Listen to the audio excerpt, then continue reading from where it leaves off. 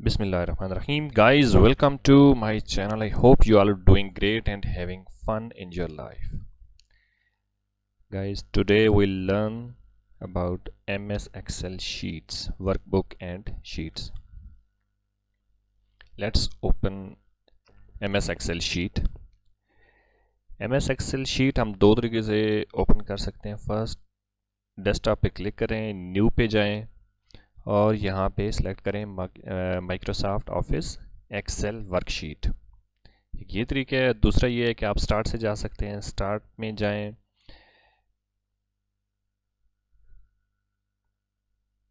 और office suit पे जाएं, माइक्रोसॉफ्ट ऑफिस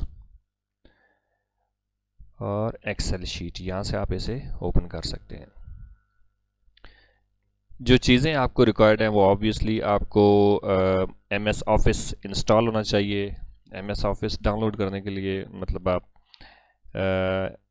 माइक्रोसॉफ्ट ऑफिस की वेबसाइट से उसे कर सकते हैं, जो कि फ्री है. Coming back to Excel sheet. Guys, ये एक वर्क बुक है हमारी, जो आपके सामने अभी स्क्रीन पे नज़र आ रही है. ये एक वर्क बुक है. वर्क बुक के अंदर हम वर्कशीट्स खोलते हैं.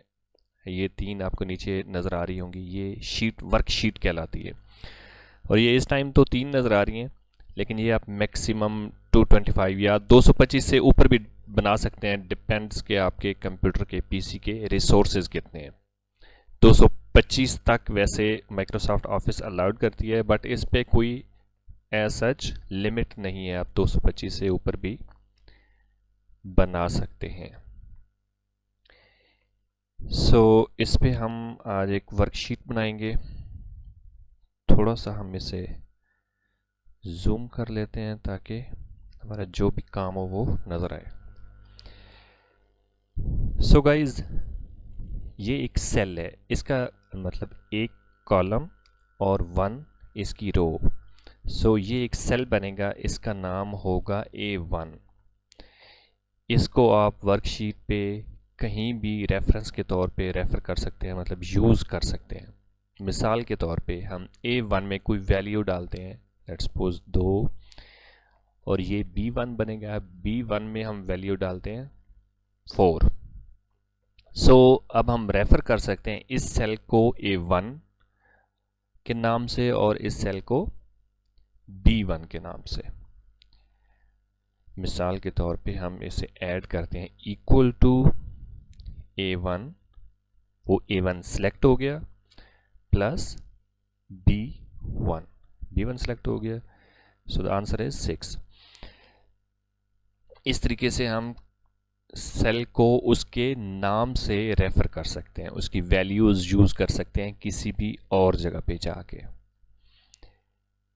अच्छा जी, आज का हमारा जो टास्क है वो है एक वर्कशीट बनाना.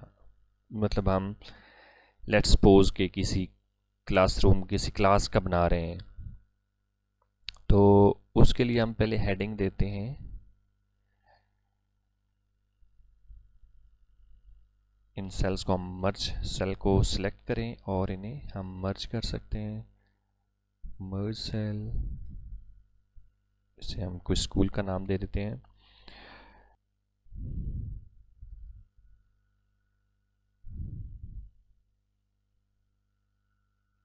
ईगल. इनके जो भी आप यहाँ पे वर्ड लिखें उसके स्पेल चेक हो सकते हैं रिव्यू में जाके, स्पेल में जाके और कंप्लीट. अच्छा जी, इस टेक्स्ट को हम सीधा कर लें. पहले इसे सेंटर में कर लें, ऊपर थोड़ा सा इसे ले जाएं और इसकी फॉर्मेटिंग हम कर लें. इसका फ़ॉन्ट स्टाइल जो आपने चूज़ करना है वो आप यहाँ से कर सकते हैं. अभी कैलिबरी सिलेक्ट हुआ है, आप इसे एरियल कर सकते हैं या कैलिबरी ही रहने दें. फ़ॉन्ट साइज़ जो इसका है लेट्स सपोज हम कर लेते हैं जनाब 16, और इसका कलर भी आप चूज़ कर सकते हैं. अभी हम कर लेते हैं ब्लू। ये जनाब हमारा हो गया स्कूल का नेम।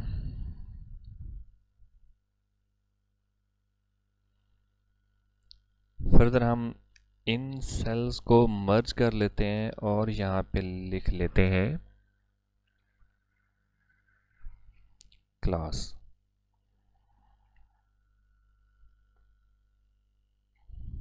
टैप बी, इसे भी सेंटर कर लेते हैं, फॉर्मेटिंग कर देते हैं, कलर इसका थोड़ा सा डिफरेंट कर लेते हैं।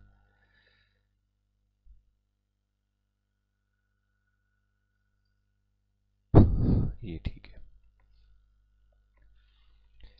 अच्छा जी अब हमें चाहिए इस एरिया को हम सिलेक्ट कर लेते हैं ताकि जो भी हम काम करें उस एरिया का बॉर्डर लगा हुआ है। ये यहाँ से हम बॉर्डर सेलेक्ट कर सकते हैं, बॉटम, टॉप, लेफ्ट, राइट। तो हम इसे सारे इसके सेल्स जो है हर तरफ से इसे मतलब हाईलाइट करना चाहते हैं, बॉर्डर लगाना चाहते हैं, तो ऑल बॉर्डर सेलेक्ट कर लेते हैं। तो आप देखें ये दूसरों से थोड़ा विजिबिलिटी इसकी ज़्यादा हो गई है।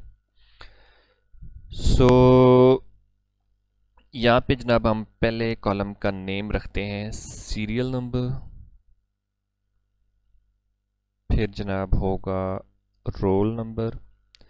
सीरियल नंबर और रोल नंबर में फ़र्क ये मतलब हम इसलिए अलग अलग लिख रहे हैं ताकि कोई स्टूडेंट अगर मतलब क्लास के मिड में छोड़ के जाए, लेट्स सपोज उसके वालिद साहब कहीं और काम करना चाहते हैं, चले जाते हैं, छोड़ के जाना चाहें, तो हमारे सीरियल नंबर ख़राब ना हो, सीरियल नंबर हमारे, ताकि वो रोल नंबर जो है वो उनका यूनिक रहे। किसी भी स्टूडेंट को जो मिला हुआ है वो throughout the year same रहे, पूरा साल सेम रहे। Name of the student, seat number of student, as लिख लेते हैं और यहाँ पे हम लिख लेते हैं फादर नेम। अच्छा, ये अब फादर नेम हमने लिखा है, ये एक सेल से इसकी जो लेंथ है, टेक्स्ट की लेंथ है, वो दूसरे सेल में जा रही है।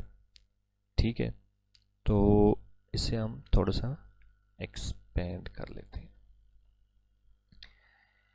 एंड देन यहाँ पे हम लिख लेते हैं जी क्या लिखें, रिमार्क्स लिख लेते हैं। कोई जनरल रिमार्क्स हमने स्टूडेंट्स के बारे में, टीचर ने उसके बारे में लिखने हैं डेली के रूटीन के हिसाब से, मंथली व्हाटएवर। सो ये हमारी मेरा डेटा जो इसका है वो सेट हो गया है।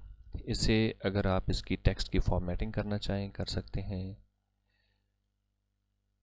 12 कर लेते हैं, थोड़ी इसकी विजिबिलिटी ज़्यादा रहे। कलर आप चेंज करना चाहें तो कर सकते हैं।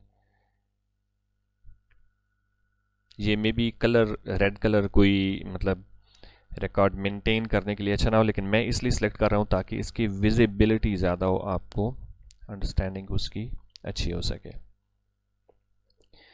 सो इन्हें हम शीट को हम जनाब पॉपुलेट करते हैं, डेटा इसमें फिल करते हैं। 1 roll number let's see P-001, name जनाब उसका हो जाएगा अली,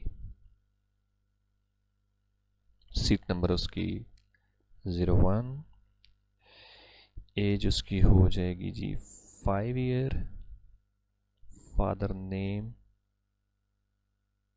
बेलाल। रिमार्क्स में कोई भी हम रिमार्क्स लिख सकते हैं, let's write new entry.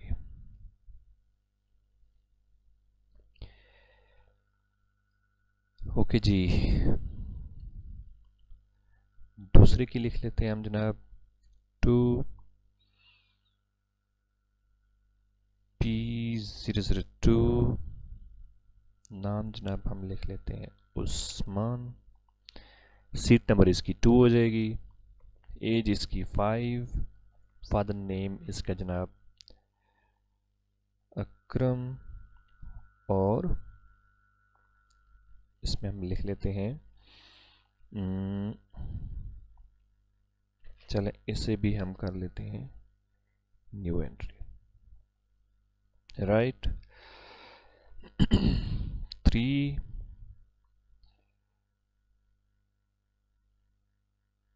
003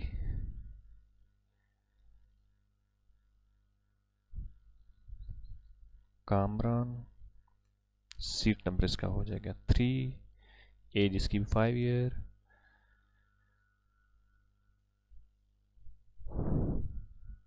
father name Masood, और इसमें हम लिख लेते हैं कि मतलब ये इसी स्कूल से पहले पीजी करके आया है, तो हम इसके मार्क्स लिख लेते हैं पीजी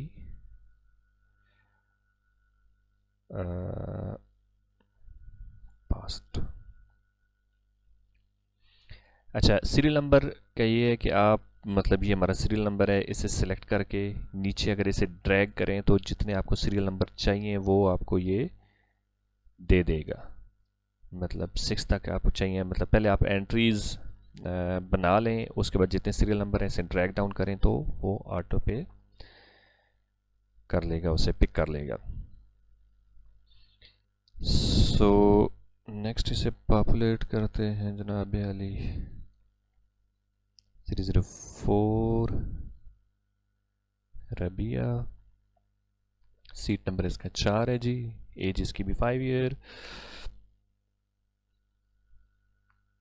फादर नेम इसका हम कर लेते हैं याकूब, और ये भी पीजी से हमारे स्कूल से ही आई है पीजी पास करके।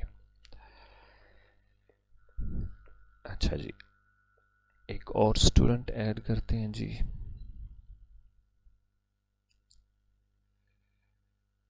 ये हम इस स्टूडेंट का नाम लिख लेते हैं खुशी, सीट नंबर इसका 5 है, एज भी इसकी 5 है, फादर नेम इसका सलीम कर लेते हैं, और ये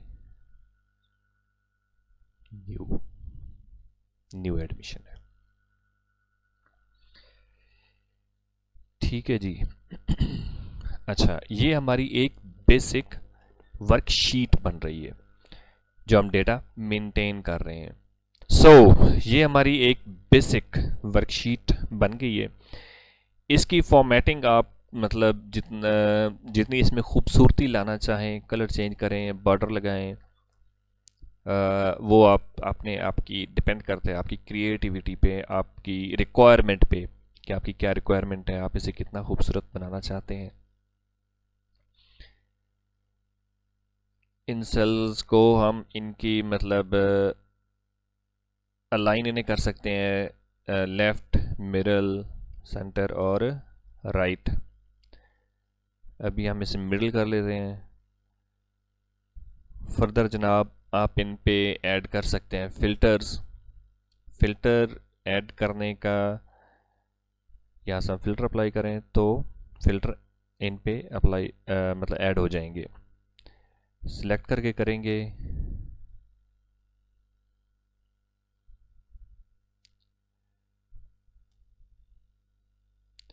फ़िल्टर सेलेक्ट करेंगे तो उस जगह पे जहाँ पे आप कॉलम, जिस सेल में आप फ़िल्टर लगाना चाहें उस पे लगा सकते हैं। फ़िल्टर लगाने का मतलब इसका काम ये होता है कि आपको कोई ख़ास वैल्यूज़ चाहिए, किसी ख़ास एक स्टूडेंट की वैल्यू चाहिए उसके अगेंस्ट, तो यहाँ से आप फ़िल्टर आउट करके उस एक स्पेसिफिक स्टूडेंट को उसका डेटा देख सकते हैं। अब इस कॉलम पे हमने लगाया हुआ है, फ़िल्टर लगाया हुआ है, तो इस एरो पे सिलेक्ट करें, सिलेक्ट ऑल हुआ क्योंकि सारे वैल्यूज़ आ रही हैं। सिलेक्ट ऑल को डिसलेक्ट करें और P003 को हमने सिलेक्ट किया तो अब P003 की इंफॉर्मेशन सारी आ जाएगी। इसी तरह आप क्लास पे वापस सिलेक्ट ऑल करें तो सबकी आ जाएगी। नेम पे किसी ख़ास नाम से आप सर्च करना चाहते हैं, ये नाम सारे आ रहे हैं। इनसे आप खुशी का डेटा चेक करना चाहते हैं तो उसका डेटा आ जाएगा।